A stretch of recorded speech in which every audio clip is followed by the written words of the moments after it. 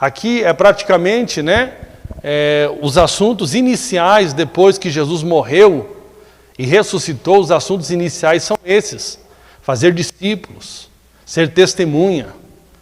E nós olhamos aqui no livro de Atos todo esse envolvimento da igreja com esse processo de fazer discípulos e ser testemunha. E então esse é um assunto muito relevante, amém? E que nós como igreja desejamos muito que isso se acenda em cada coração, né? Na minha vida, na sua vida. Agora, né, nós precisamos entender algumas coisas aqui para que esse processo não se torne um processo industrializado, né? Parece hoje, né, que ser testemunha se tornou alguma coisa mais industrializado, mais enlatado, do que de fato aquilo que a Bíblia mostra, como esses irmãos aqui que iniciaram a igreja funcionavam. E o motivo que eu creio, né, disso estar acontecendo, e que nós temos que corrigir em nossas vidas, né, nós entendemos um pouco mais sobre a profundidade do que é ser uma testemunha. Amém? Então, é muito importante ser uma testemunha, mas nós precisamos entender alguns princípios. Amém? Porque, irmãos, talvez você não saiba a profundidade desse tema e tudo que envolve ele. E quando nós não entendemos isso, nós acabamos entrando nesse sistema enlatado ou acabamos não sendo uma testemunha, né? Ser testemunha é uma coisa assim que não é algo que simplesmente eu posso fazer porque eu quero ser uma testemunha. Para ser uma testemunha é necessário ter autoridade para ser uma testemunha. Amém? Não é simplesmente porque eu quero ser uma testemunha que eu posso. Vamos imaginar que você tem algum caso aí que você descobriu aqui na cidade, né, que aconteceu alguma situação, e você se apresenta ali ao juiz dizendo: eu quero ser uma testemunha desse caso. Não significa que porque você quer ser uma testemunha de um certo assunto, é que você tem autoridade ou você tem legalidade para ser uma testemunha. Existem alguns princípios para que você possa ser testemunha de um caso. Então o fato é que não basta querer ser uma testemunha, e sim é necessário cumprir requisitos para isso. Quando em Atos fala para sermos testemunhas, o povo daquela época tinha muito, entendimento, porque era uma linguagem comum naquela época ser testemunha. Jesus usava, na verdade, do vocabulário e do entendimento cultural daquela época para que as pessoas pudessem entender.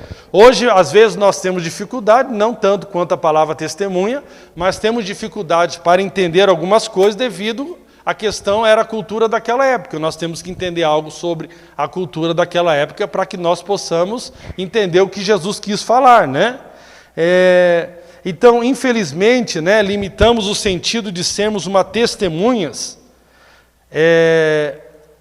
e achamos que simplesmente ser uma testemunha é uma questão de eu decorar alguns versículos bíblicos, que inclui o plano de salvação. Então, eu decoro 4 versículos bíblicos e nós, então, treinamos os irmãos para serem testemunhas. Você vem aqui num treinamento, de 2 horas, 4 horas, e nós vamos te ensinar a ser uma testemunha de Jesus. Se nós olharmos aqui, o que significa ser uma testemunha, no aspecto mais profundo, nós vamos ver que é muito mais do que decorar alguns versículos, E esse entendimento, irmãos, limita grandemente o impacto original do que é ser uma testemunha. Porque uma pessoa apenas que acha que ser uma testemunha é decorar uma porção de versículos, está limitando o fato do que a Bíblia quer dizer quando nos ensina sobre sermos uma testemunha. É muito mais profundo, é muito mais poderoso do que simplesmente decorar alguns versículos. É muito mais poderoso do que decorar uma teologia, do que saber uma teologia. Tem muita gente que não fala sobre a graça e que é uma testemunha da graça. Ele não tem aquela profundidade teológica sobre o ensino da graça, mas ele é uma testemunha da graça. Amém? Isso é algo muito importante, Então, infelizmente, irmãos, nós precisamos entender algo, O que é a definição de testemunha? Infelizmente, as pessoas transformaram o testemunho, então, a simplesmente pregar, decorar alguns versículos e falar aqueles versículos. E falar aqueles versículos é pregar, é ser uma testemunha. Não estou dizendo nada contra falar versículos e saber versículos. Amém? Ele vai ser base para você testemunhar também, mas é muito mais profundo do que apenas saber alguns versículos. Amém? Na verdade, irmãos, para que eu possa ser testemunha de um fato, eu preciso, de um acidente, por exemplo. Não basta eu apenas ter lido sobre esse acidente. Eu preciso, de fato, ter participado desse fato. Eu preciso ter presenciado esse fato. Eu preciso ter tido uma experiência com esse fato. Não adianta simplesmente eu querer testemunhar porque eu, Cleberson, quero testemunhar sobre um fato. Não, eu preciso ter uma experiência com esse fato. Amém? Então é muito mais do que simplesmente eu saber sobre alguma coisa de forma que outros me contaram, mas é ter uma experiência, eu participar de um fato, isso está muito claro aqui na palavra de Deus, quando os líderes religiosos do judaísmo tentaram proibir os apóstolos de falarem de Jesus. A resposta dada por eles mostra que eles entendiam muito bem o significado de ser uma testemunha de Cristo, que era muito mais do que simplesmente querer. O texto aqui em Atos capítulo 4, versículo 20 diz: pois nós não podemos deixar de falar das coisas que temos visto e ouvido. Ou seja, era um fato que eles tinham visto, que eles tinham participado, que fazia parte da vida deles. Não era simplesmente uma coisa assim que era a experiência de outros, mas era o fato da vida deles. Amém? Para eles não se tratava simplesmente de pregar, mas sim de contar tudo o que viram e ouviram. É isto que significa ser uma testemunha. Amém? É eu participar de um fato, isso ser parte da minha vida, então eu vou relatar algo que eu participei, que eu presenciei. Isso é algo muito importante. Quando Paulo também recebeu a comissão de ser uma testemunha de Cristo, ele também, nós podemos observar esse fato na vida dele, que ele estava debaixo do mesmo encargo do que os apóstolos que antecederam ele. Em Atos 22, 15 ele diz: porque hás de ser sua testemunha para com todos os homens do que tens visto e ouvido. Do que tem visto e ouvido. Amém? Então você está vendo assim, é muito mais do que decorar alguns versículos. É muito mais do que saber um plano de salvação. É uma experiência que eu tenho. E assim funciona no tribunal de homens. Quando somos chamados a testemunhar em processos legais, precisamos saber muito bem por que fomos intimados a falar. Não se trata de uma oportunidade de emitir uma opinião sobre algo, mas sim do dever de falar estritamente aquilo que você viu e ouviu. Não adianta você querer inventar uma história. Eu já participei, de uma vez, de um fato de estar com um juiz, e ele falou assim: eu gostaria que você falasse sobre este fato. E quando eu comecei a enfeitar ali, comecei a contar muita coisa, ele falou: eu só pedi para você falar sobre o fato. E ele me ameaçou de prisão. Ele falou assim: se você está tentando ludibriar o juiz, fale só sobre os fatos. Tipo assim, não é o que eu acho, eu imagino, o que eu estou presumindo sobre o que aconteceu. Eu tenho que falar o seguinte: aconteceu isso. Tem gente que quer ser, testemunha do colega de trabalho na causa trabalhista, porque sempre você acha que o patrão está errado, e aí ele é seu amiguinho, te chamou, e aí você vai lá.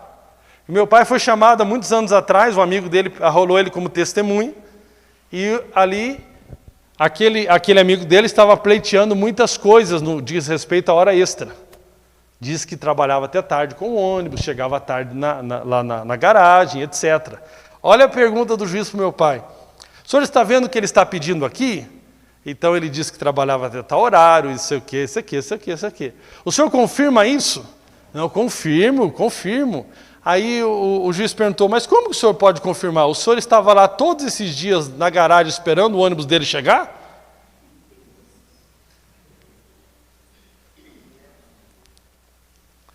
Ou seja, né? Você estava lá todo dia que ele disse que atrasou o ônibus, ele chegou às 22, depois ele chegou 1 da manhã. Ou seja, você estava lá porque ser uma testemunha é de fato estar lá, é viver aquilo, é participar daquilo. Não é simplesmente uma coisa ali que me contaram ali de forma... o fulano que falou para o fulano que falou para o outro, mas não tem nada a ver diretamente com a minha vida. Você não tem como testemunhar de fato aquilo. Então isso é uma coisa muito interessante, né? Então testemunhar é você expor fatos que você viveu. Olha que coisa poderosa. Testemunhar, grava isso aqui, irmão, que isso aqui pelo menos se não está queimando o teu, no meu já está. É você testemunhar de fatos que você viveu. Viveu. Isso é uma coisa muito importante, né? Você expõe fatos que você viveu. Preste bem atenção aqui. Ninguém tem autoridade para testemunhar com base no que outros viram ou viveram, e sim naquilo que ele próprio viu e viveu. Viu e viveu. Isso é ser testemunha. Isso é ser testemunha. Amém? Eu acredito, né, que o processo de ser uma testemunha envolve 3 estágios aqui, irmãos. 3 estágios. Primeiro, o poder de Deus deve agir em nós, para que você possa ser uma testemunha. Então não basta apenas querer ser uma testemunha de Jesus. Querer ser uma testemunha da ressurreição. Já vou chegar nesse princípio. É necessário que você tenha experimentado o poder de Deus na sua vida primeiro. Na sua vida.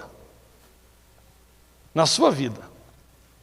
Irmãos, por que existe... Muitas vezes começa um mover, né? Por exemplo, começaram muita gente a falar sobre a graça. E eu vi muita gente falando sobre a graça, mas ele só estava pegando um esboço legal, e aí ele repetia o que o outro lá teve até uma experiência com Jesus, e ele falava sobre a graça, porque a graça fazia parte da experiência dele. O outro pegava um esboço bonitinho, mas nunca tinha experimentado a graça, então não tem impacto, você está entendendo? Você está entendendo as coisas? Como que é diferente?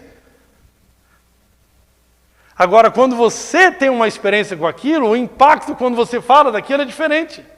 É completamente diferente. Glória a Deus.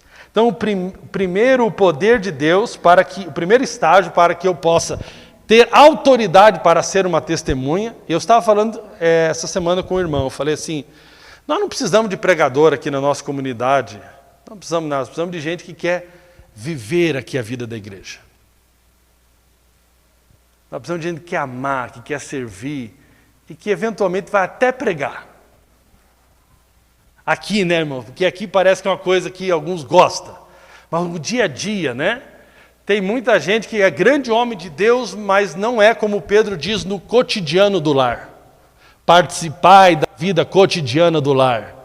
Ele não sabe o quanto é impactante quando ele está numa pia, para a glória de Deus.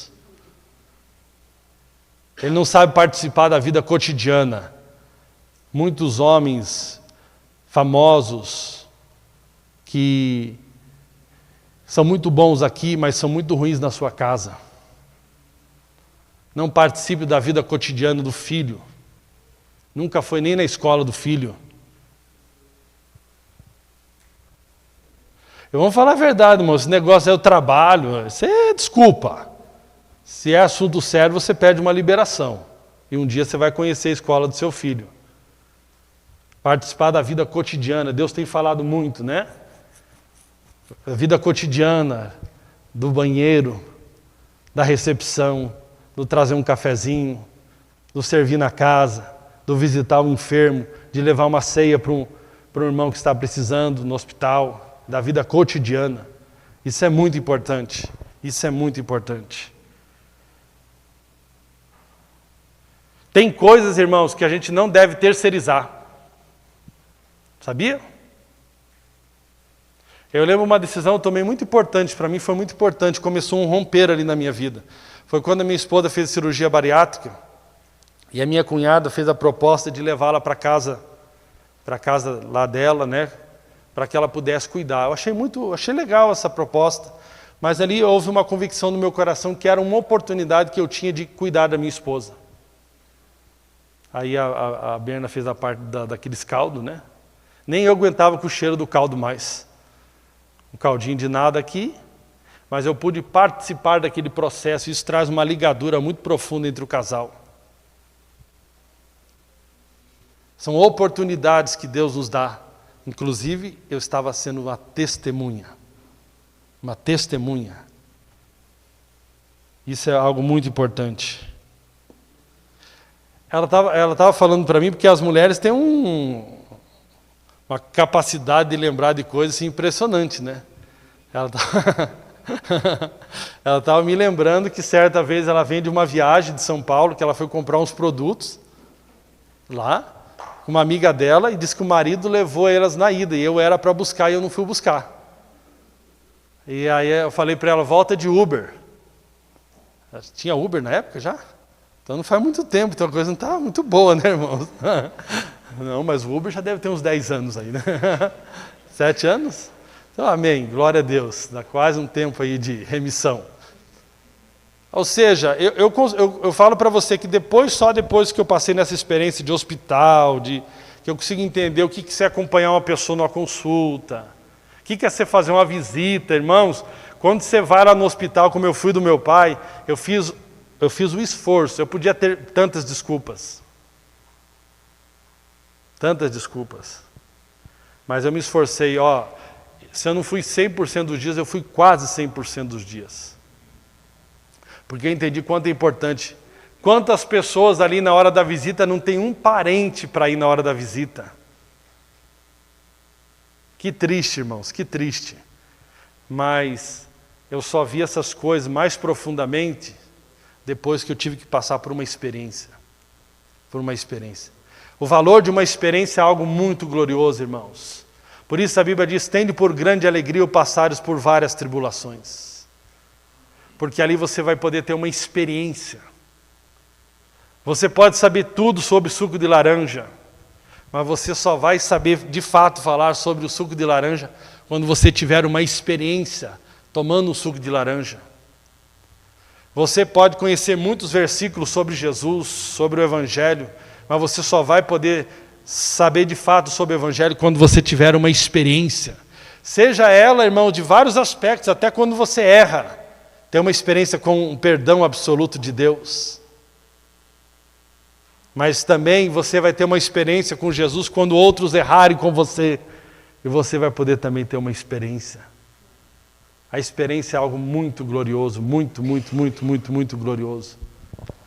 Então nós precisamos aqui entender, primeira coisa que nós precisamos para sermos uma testemunha, primeiro, experimentarmos o poder de Deus, o agir de Deus em nós. Segundo, já vou voltar no primeiro, só para aquecer. Depois dessa experiência, própria, nossa, depois contamos aos outros o que experimentamos. E por fim, então Deus confirma este testemunho com sinais, que é o terceiro estágio. Amém? Mas vamos voltar aqui, irmãos, sobre o primeiro estágio, Nós precisamos entender quanto é importante esse primeiro estágio, testemunhando o que provamos. O que provamos, amém? É interessante, irmãos, quando Jesus libertou o endemoniado, aqui o gadareno, aquele homem quis acompanhá-lo em suas viagens e segui-lo, mas o mestre lhe fez outra proposta, está lá em Marcos capítulo 5, versículo 19 e 20. Jesus, porém, não lhe permitiu, mas disse-lhe, vai para a tua casa, para os teus, e anuncie-lhes o quanto o Senhor te fez. E como teve misericórdia de ti, ele se retirou, pois, e começou a publicar em Decápolis tudo quanto lhe fizera Jesus, e todos se admiravam. Olha que coisa impressionante, ele teve uma experiência com Jesus, ele queria seguir Jesus, ele queria estar andando como um discípulo próximo de Jesus, mas Jesus falou, não, você vai anunciar aí na tua região, tudo que eu fiz por você, quanto eu fui misericordioso com você. Aí eu fico pensando, irmãos, uma coisa, irmãos, é você falar sobre misericórdia, você ter lido sobre misericórdia. Outra coisa é você falar depois desse homem estar na situação que estava e ter experimentado essa graça maravilhosa de Jesus, e ele chega então e começa a anunciar o que Jesus tinha feito por ele. Era o tipo de homem que não precisaria nem falar muito, né? As próprias pessoas percebiam rapidamente o quanto ele tinha sido transformado. Mas certamente ele falava quem o transformou, porque a transformação estava notória. Agora, quem tinha transformado um homem que para a sociedade não tinha valor algum? Ele pôde então falar profundamente sobre a misericórdia de Jesus, sobre a sua vida. E todos se admiravam.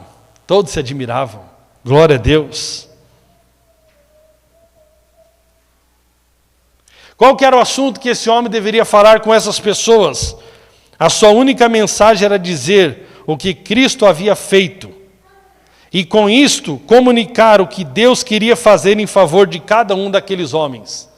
A mensagem é essa: você viu o que Jesus fez comigo? É isso que Ele quer fazer com você. Fale a verdade, quando você experimenta de uma boa experiência gastronômica, você quer falar? Quer ou não quer? Você tem aquelas pessoas próximas a você, você fala, eu experimentei um hambúrguer gourmet muito top, de picanha. Você não gosta de falar? Porque você teve uma experiência, você quer falar. É interessante como isso tem poder, né? Esses dias um pastor publicou que foi num certo lugar e comeu um hambúrguer gourmet muito top. Eu falei, cara, deve ser bom, esse pastor aí é criterioso. Eu fui lá comer. Olha o poder, entendeu? Olha o poder que tem disso. Ele colocou lá e falou, que delícia, te vou eu aqui, aí lá em Santa Felicidade. Já fui 2 vezes. Que delícia. Olha lá, você vai dizer que você não vai me perguntar depois. Não é, irmão? Você está entendendo que poder é isso? Aleluia. Que delícia. Você quer contar, você quer. É ou não é? Quando você experimenta um bom médico também, você quer indicar. Você vê alguém sofrendo por alguma situação naquela mesma área, e você encontra um bom profissional, você quer indicar. É ou não é? Isso é uma coisa muito importante. Este homem, depois de ter uma experiência gloriosa com Jesus, ele queria contar. E Jesus sabia até que era mais proveitoso que ele estivesse voltando da onde ele tinha vindo, do que ele continuasse com Jesus. Porque se ele fosse para outra região e fosse testemunhar, não seria tão poderoso do que ele voltar ali na região que as pessoas conheciam o sofrimento dele, quem ele era, como ele vivia. E as pessoas então se admiravam. Que coisa gloriosa. Amém? Grave bem isso. Quando falamos daquilo que provamos, o impacto é muito maior nos que o ouvem. É muito maior.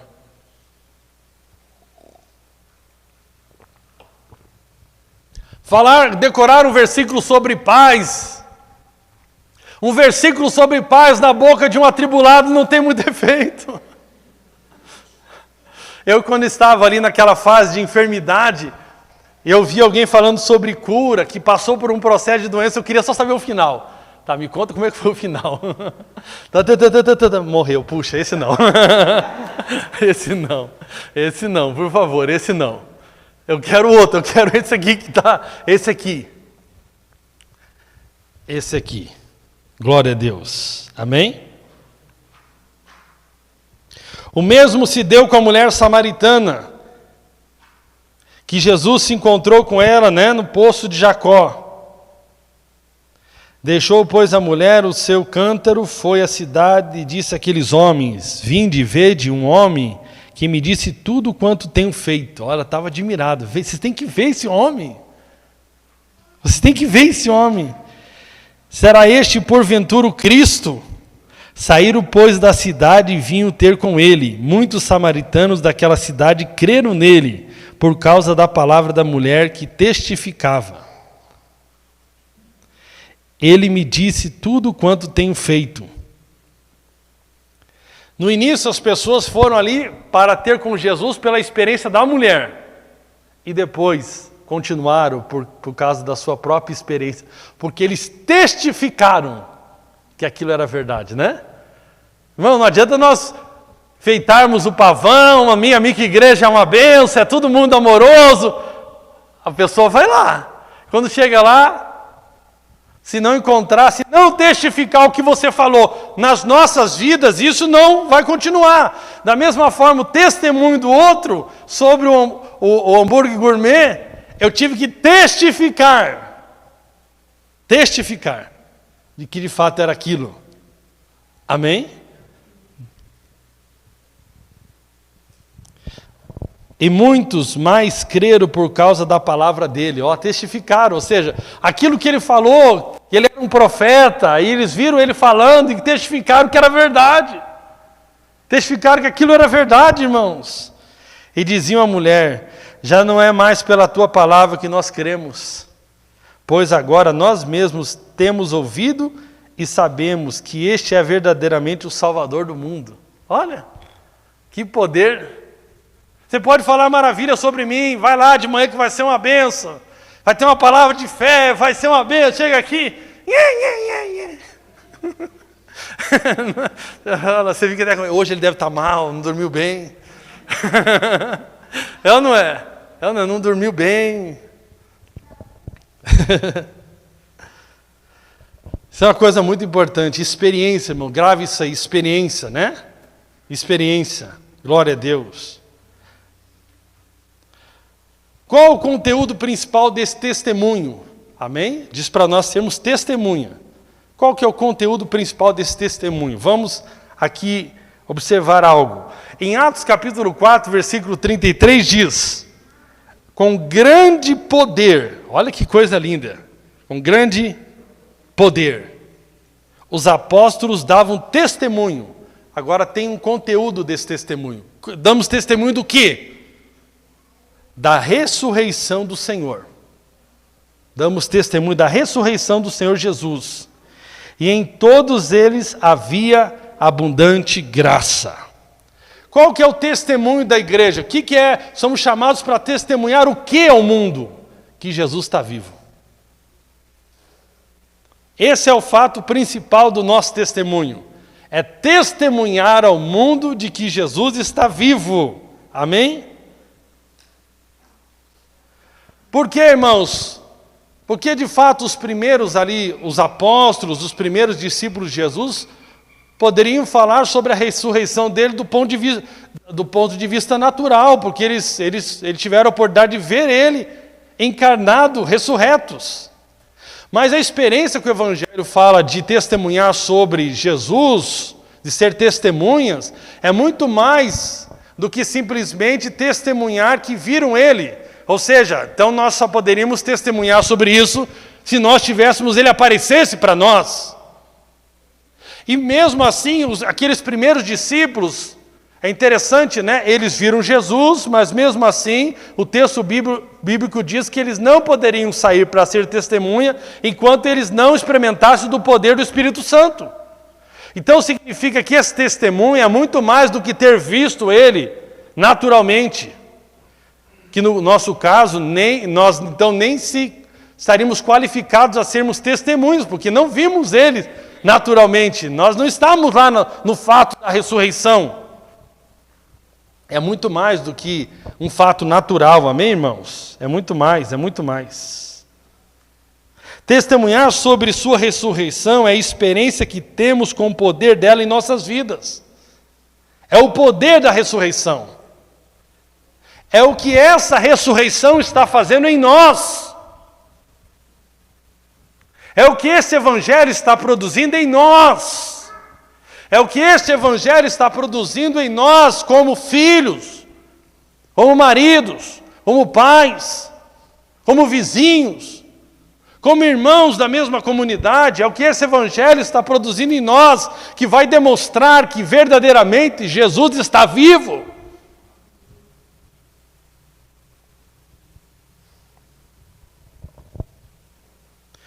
E eu faço uma pergunta para mim e para você nesta manhã, olhando para a minha e sua história, como as pessoas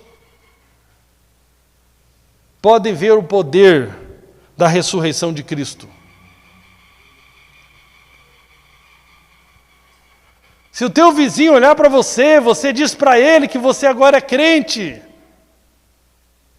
O pessoal, mais antigo gostava de dizer, crente se vê de longe. Aí eu falava, só não pode chegar perto, porque vai falar, me enganei. Me enganei, pensei que era crente. É tão fácil ser crente assim, né, irmãos? Coloca um terno, uma gravata, e você é crente. Agora também é muito estranho o poder da ressurreição que não elimina a mini saia, aleluia. Oh, glória! É ou não é? Que não traz a decência na vestimenta. Ontem me mostraram um negócio absurdo, rapaz. Coloquei nos guerreiros da obra de Deus. Nós temos um grupo que é só para se divertir mesmo, né? Não sei por que saiu, agora até esqueci por que saiu esse grupo, eu sei que só ficou os homens lá. Quando nós fomos mudar lá do salão antigo para esse, eu criei um grupo Guerreiros da Obra de Deus, para ver se estimulava os irmãos, né, Guerreiros da Obra de Deus. Mais uma mudança tem que ser guerreiro, né? Aí depois eu tirei as mulheres, deixei só os homens, eu me divirto, né, porque eu lembro, eu tenho origem pentecostal, sou pentecostal, na verdade, acredito no Espírito Santo, mas lembro muito dos irmãos pentecostais raízes, né? Aí eu coloquei Guerreiros da Obra de Deus, aí eu coloquei lá. No desfile agora recente, um ator está vestindo o que é aquilo, meu irmão? Sei lá, um negocinho bem fininho atrás.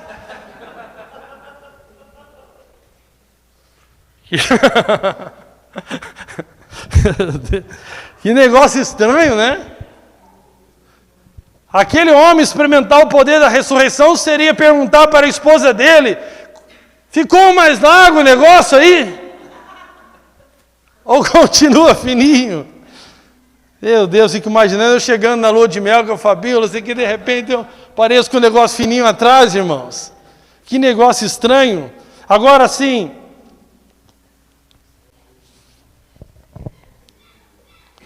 qual o testemunho do poder ressurreto de Cristo na minha vida e na sua vida, que está impactando o mundo? Ou pelo menos, quando fala de mundo, não é o globo, mas é o mundo que Deus colocou à sua volta, são o seu raio de influência, de relacionamento.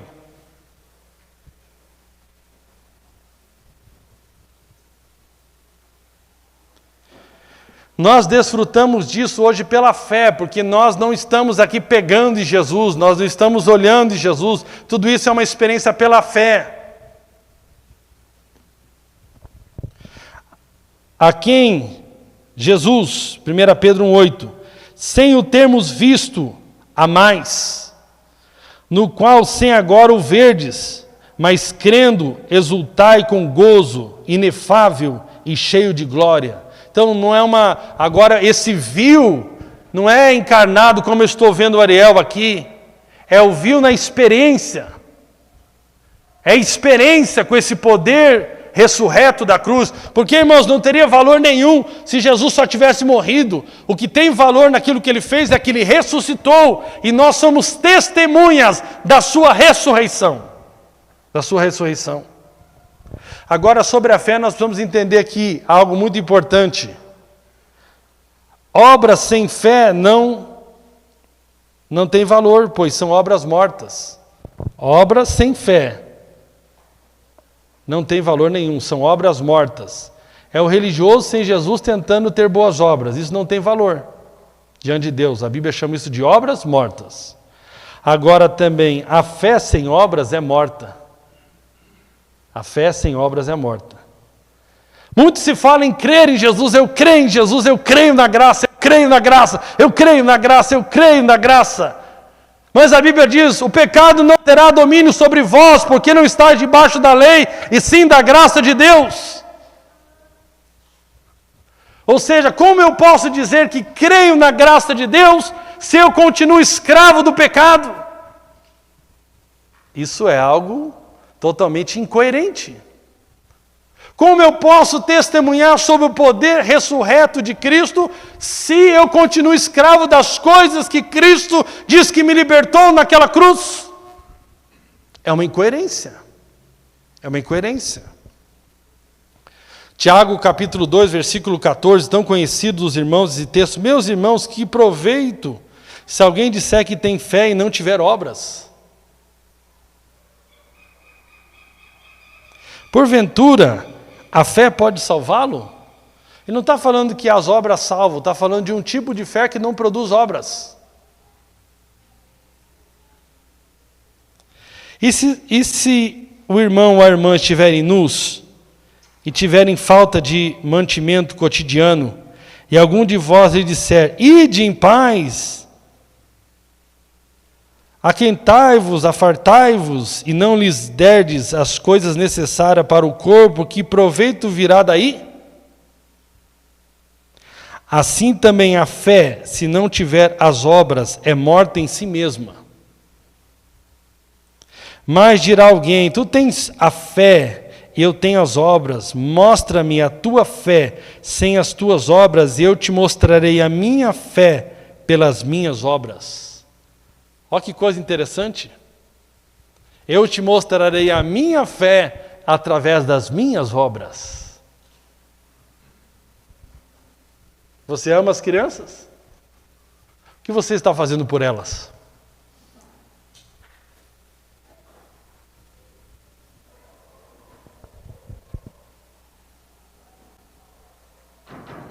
Tu crês que há um só Deus? Fazes bem.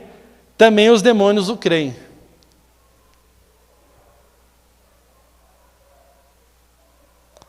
E estremecem.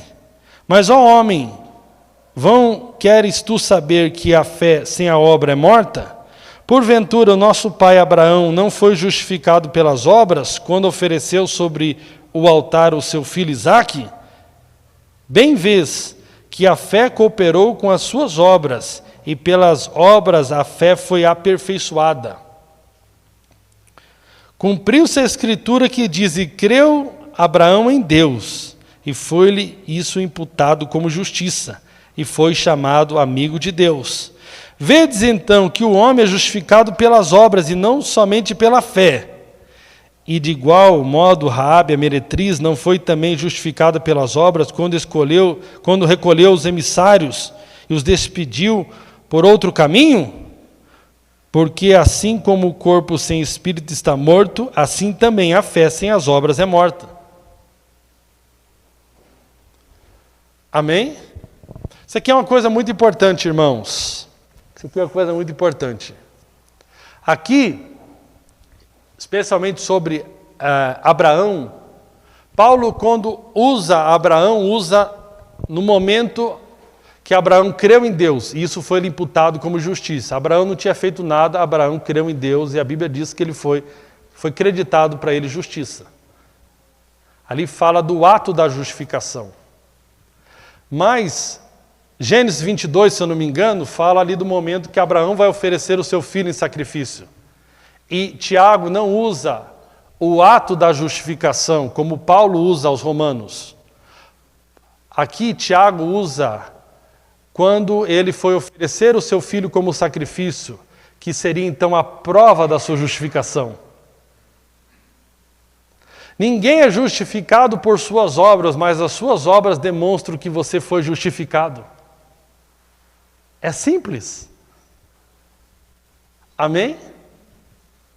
Nós temos outros exemplos na Bíblia. Então, as nossas obras demonstram que nós cremos em Jesus. Por quê? Nós falamos: eu fui salvo. Mas você foi salvo do quê?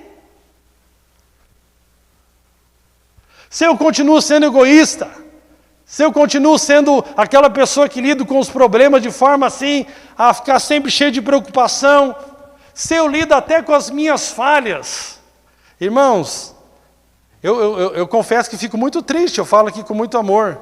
Quando eu escuto alguém dizendo assim: eu ainda não me sinto digno do amor de Deus, eu fico pensando: o que eu estou fazendo todos esses anos?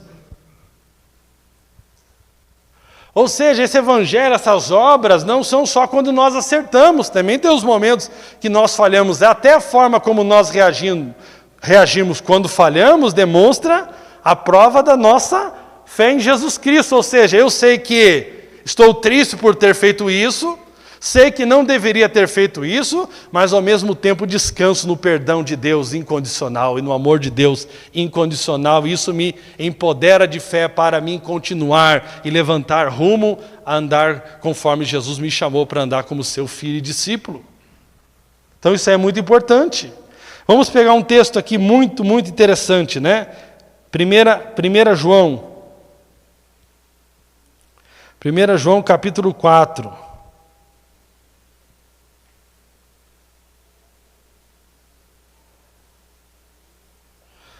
Vamos ver a partir do versículo 15 ali, podíamos até ler mais.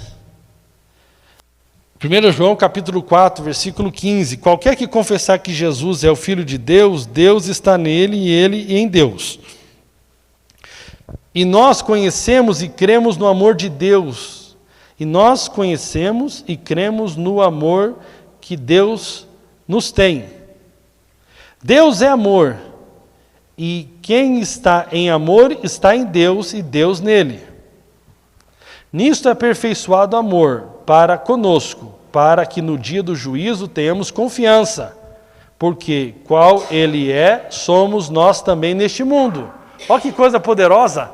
Qual ele é, somos nós também neste mundo. Puxa, aqui ó, quando eu estou sendo Jesus nesse mundo, eu estou dando testemunho da sua ressurreição. Como que as pessoas então sabem que Jesus ressuscitou? Vendo Jesus em mim. Elas podem ver assim, só pode ter alguma coisa maior do que essa própria pessoa para ela estar provando de tamanha transformação. Você amar aquela pessoa que é o teu inimigo, que deseja o mal para você, só pode ser um poder maior do que você mesmo. E aí é o poder da ressurreição de Jesus operando em mim e em você. No amor não há temor. Antes, o perfeito amor lança fora o temor, porque o temor tem consigo a pena, e o que teme não é aperfeiçoado em amor. Nós o amamos porque ele nos amou primeiro. Continuamos. Se alguém diz eu amo a Deus e odeia seu irmão, é mentiroso.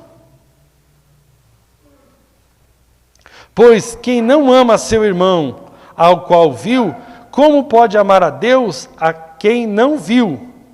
E dele temos este mandamento: quem ama a Deus, ame também seu irmão. Poxa, aqui a coisa fica num... Você pode assim, tipo assim, aqui, você pode dizer alguma coisa aqui, mas se a tua vida não se comprova com as atitudes daquilo que você diz, Deus está falando que você é mentiroso. Então, eu posso falar, eu amo a Deus, mas tem alguém que você odeia? Tem, Cleberson, então você é mentiroso.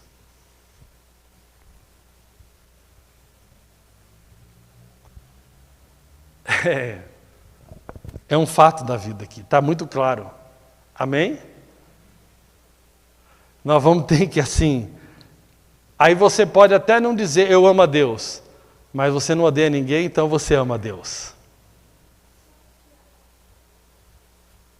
E você está demonstrando, e você está sendo uma testemunha da ressurreição de Jesus. Porque somente pode amar aqueles que não merecem ser amados, aquele que experimentou o poder da ressurreição de Jesus. Você acredita que você é completamente perdoado? Isso só é verdade quando você tem que perdoar alguém. Porque Paulo diz o seguinte, nós não podemos ser pessoas, irmãos, que no mesmo versículo nós acreditamos numa parte e não acreditamos na outra. No mesmo texto, não acreditamos numa parte, não acreditamos na outra. Paulo fala assim, assim como você foi perdoado, você perdoa. Ou seja, quando eu experimento o poder dessa ressurreição, ou seja, que diz respeito a Ele ter me perdoado de forma incondicional, é impossível que eu não perdoe. As coisas estão associadas. Então, quando eu tenho uma experiência com o perdão de Deus, o que comprova que eu tive uma experiência com o perdão de Deus é que eu tenho a capacidade agora de perdoar. O que comprova que eu tive uma experiência com o amor de Deus é a capacidade que eu tenho de amar. Amém? Você está entendendo? Está claro isso? Gálatas capítulo 2, versículo 20 diz: já estou crucificado com Cristo, e vivo não mais eu, mas Cristo vive em mim. Opa, aqui que está o negócio. Ou seja, eu, pela fé, assumi que fui crucificado com Cristo. E agora, pela fé, não sou mais eu quem vivo, mas é Cristo que vive em mim.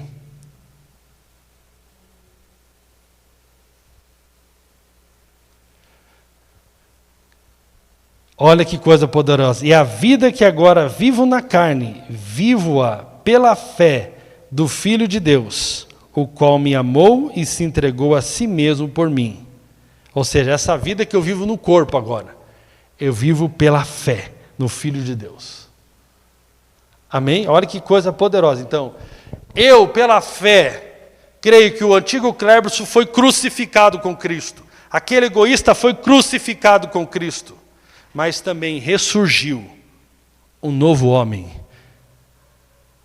que agora está em completa rendição, para que não viva mais eu, mas para que Cristo viva através de mim. E quando eu experimento isso, eu estou testemunhando do poder da ressurreição de Cristo. Estou dizendo ao mundo: olhem para mim e vejam o que Deus tem feito através da minha vida. E se Deus tem feito isso, é porque Ele ressuscitou. Ele ressuscitou. Glória a Deus. Ele ressuscitou. Depois, então, de nós termos essa experiência. Então, só teologia não funciona, irmãos. Só teologia não funciona. Você tem que ter uma experiência com aquilo que você diz que acredita. Tem que se tornar uma experiência na sua vida. Amém? Você tem que ir mais profundo em Deus. Depois, segundo aspecto de sermos testemunhas, primeiro experimentamos o poder de Deus em nossas vidas. E aí você pode relatar como você experimentou o poder de Deus na sua vida, seja através da libertação do egoísmo, a libertação do alcoolismo, a libertação, a transformação de Deus na forma de você relacionar com o dinheiro. E aí todo mundo começa a ver isso aí. Ver isso aí. Aí o que acontece, o segundo estágio? Depois contamos aos outros o que experimentamos. Aí é diferente. Aí é diferente. Uma coisa é eu colocar, você falar assim, ó, o Cleberson diz que tem uma hamburgueria muito boa em Santa Felicidade. Você vai falar, pô, talvez porque você colocou meu nome, vou lá dar uma olhada. Agora, outra coisa você fala, eu estive lá hoje e é realmente muito boa. Aleluia. Por isso, irmãos, não tem nada na sua vida, por isso que você precisa e eu aprendemos a agradecer a Deus, porque as tribulações nos permitem experimentarmos de fato o Evangelho. O Deus que está conosco na hora das tribulações, na hora das enfermidades, das dificuldades, Deus que tem poder de libertar. E por isso que eu acho muito interessante o ministério do irmão Todd White, porque ele experimentou tanta coisa ruim, ele vivia uma vida tão ruim, ele experimentou tanto a graça de Deus, e hoje ele fala da graça de Deus assim, não como alguém que contaram para ele sobre a graça de Deus, ele fala, eu era uma pessoa terrível, todo mundo na minha cidade sabia o quanto eu era terrível. E depois esse cara terrível conheceu o amor de Deus, quando ele achava que não tinha valor algum para ninguém mais, ele viu alguém que deu valor a ele. E ele experimentou isso tão profundamente. Hoje ele sai no mundo afora, contando ao mundo sobre a graça de Deus. Amém? Glória a Deus. Foi justamente isso que eu vi nos irmãos da Indonésia, irmãos, que me chamou muita atenção. Pelo menos dos que estão aqui. Não pense que Indonésia, todo mundo lá é mil maravilha, tá? Tem muito crente, é muito iludido, né? Ele acha que vai chegar na igreja de Edileu, todo mundo é intenso, todos os crentes lá são fantásticos. Claro que não. Existem algumas coisas, talvez, na cultura deles que acabam cooperando para que a experiência deles precise ser mais forte que o Evangelho. Mas não pense que lá também não tem gente que no frio não falta. Mas vamos lá. O que eu vi, irmãos? São pessoas contando das suas experiências com Jesus.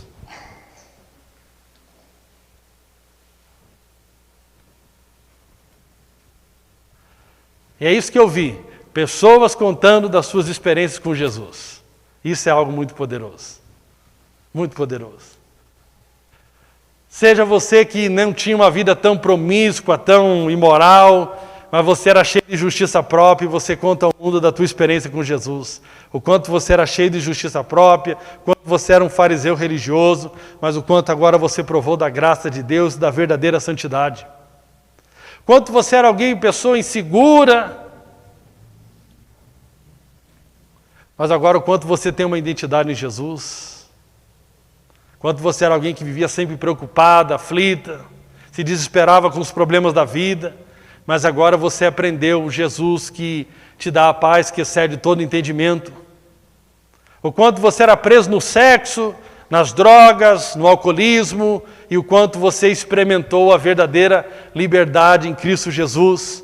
O quanto você era egocêntrico, pensava apenas em si, achava que o casamento era só para você, e você experimentou o que é viver em amor, e agora você não vive mais buscando os seus próprios interesses, mas você coloca as outras pessoas como prioridade na sua vida, e você testemunha sobre isso. O quanto você experimentou no vale da sombra da morte, com uma enfermidade, você viu as mãos de Deus poderosas, fazendo um milagre na sua vida, mas o quanto também você experimentou, enquanto não desfrutava do milagre, a paz e a segurança em Cristo Jesus. E tudo isso você agora fala por experiência, você vai contando ao mundo o quanto você era escravo do pecado e agora você vive a verdadeira liberdade em Cristo Jesus. E eu fico pensando, irmãos, alguns pegaram, infelizmente, o ensino apenas, eu sou perdoado. E como se a graça fosse o ensino, ser perdoado é muito poderoso, tá? Isso é uma coisa muito poderosa. Tem um momento na vida que você vai errar e você vai precisar lembrar que você é perdoado.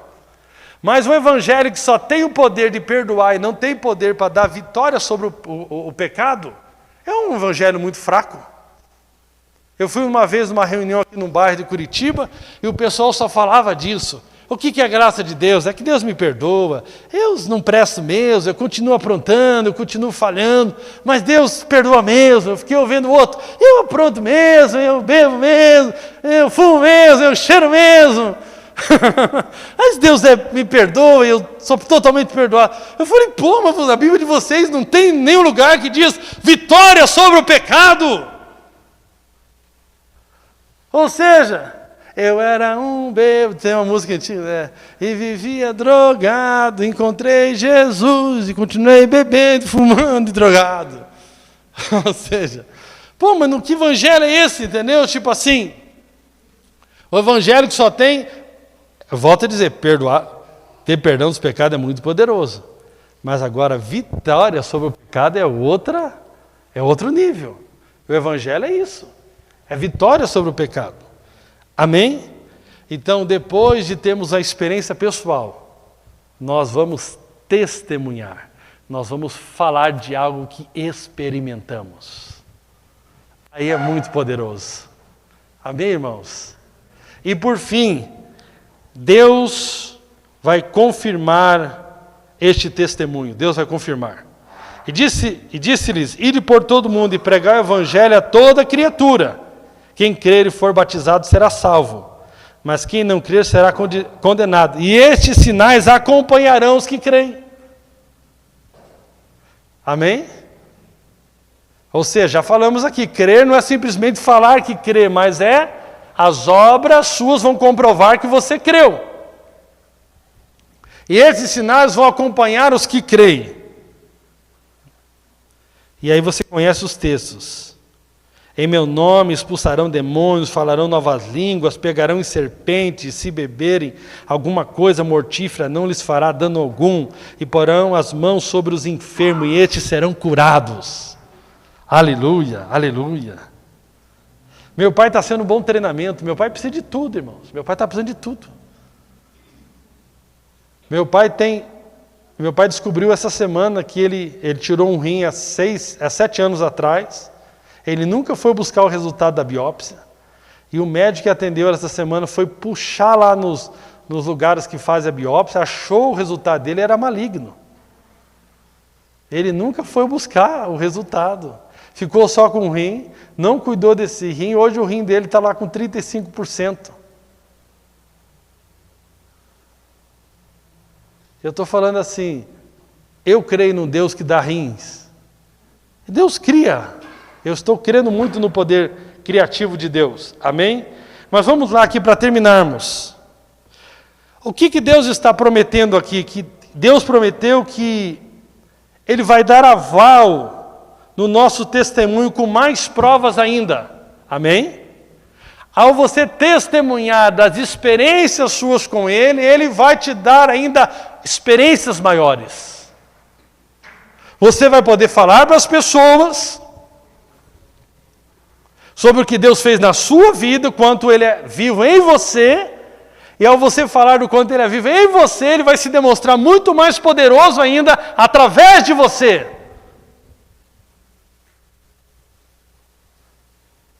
Irmãos, eu tenho certeza que não chegou nem um estralinho ainda dos milagres que eu vou ver Deus fazendo através da minha vida. É agora que está começando. É agora. Aguardem. Mas nós temos que lembrar que o processo de nos fazer testemunhas segue esse ciclo. Primeiro, provamos o poder de Deus e temos nossas experiências, depois as contamos e quando testemunhamos o que já provamos, Deus fará mais para aquelas pessoas que ouvem. Glória a Deus.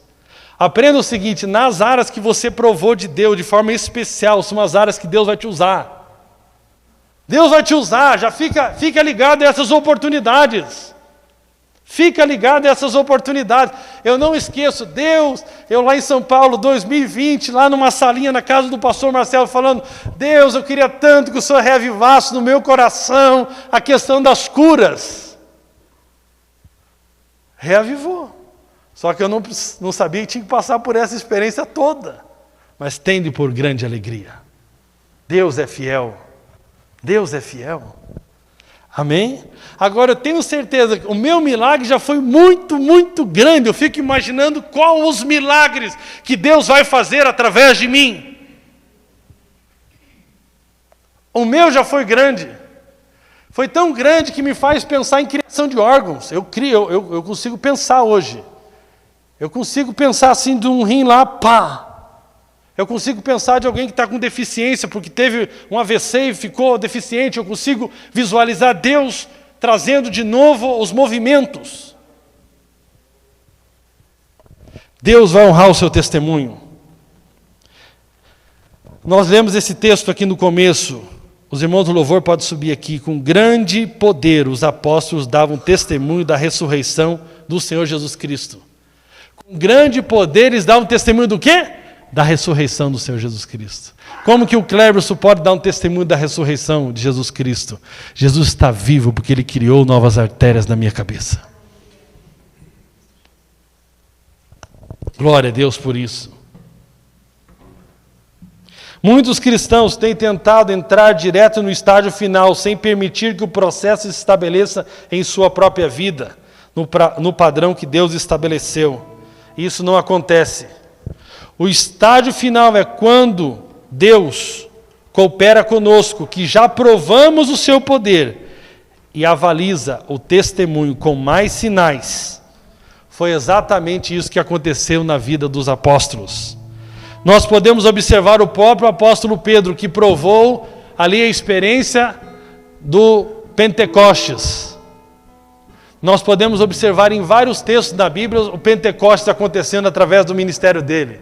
Inclusive em Cornélio, quando ele chega lá e quando ele começa a falar do Evangelho, é acompanhado com sinais.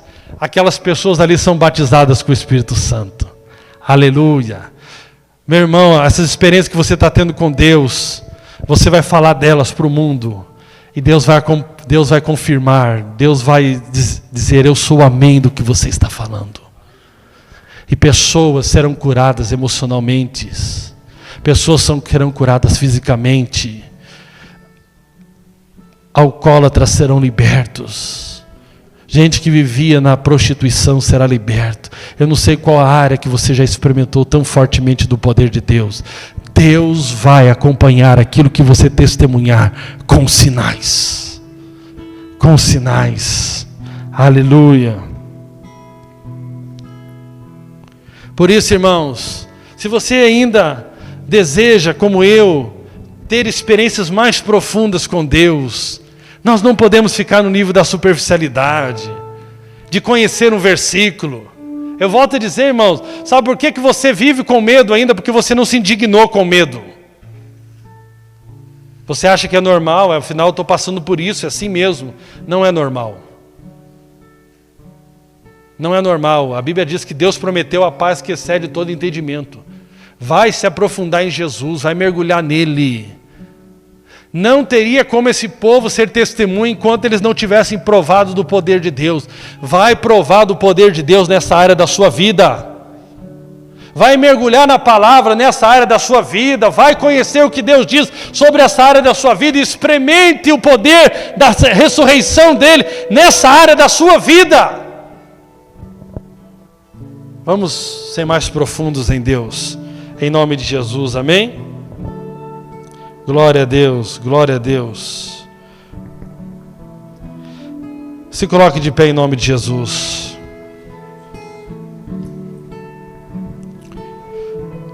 Meu irmão, feche os seus olhos, escute bem atentamente aqui agora em nome de Jesus que eu estou te falando. Ora machuri canta labaraias. Oh Espírito Santo. Meu desejo que minha e sua vida seja um reflexo da ação do Espírito Santo, mostrando ao mundo que Jesus Cristo de fato está vivo. Jesus Cristo de fato está vivo. Que ao pregarmos,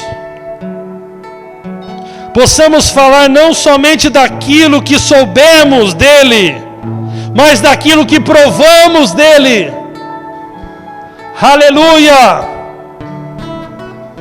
Se você não tem provado muito, está na hora de você se despertar e fazer a sua parte, que é buscá-lo, buscar a conhecer a sua grandeza, a grandeza do seu poder, até o ponto que eu e você possamos ser uma testemunha eficaz de que Ele está vivo. Muitos estão adormecidos, e sua vida não reflete esse propósito, esse chamado de serem testemunhas. Mas o Espírito Santo diz à igreja nessa manhã: desperta tu que dormes e levanta-te dentre os mortos, e Cristo te iluminará. Oh, aleluia, aleluia, aleluia, aleluia. Oh, aleluia. Aleluia! Ele não quer apenas que você saiba sobre a graça dele através de livros. Ele quer a graça dele sendo uma experiência na sua vida. Ora, Machuri.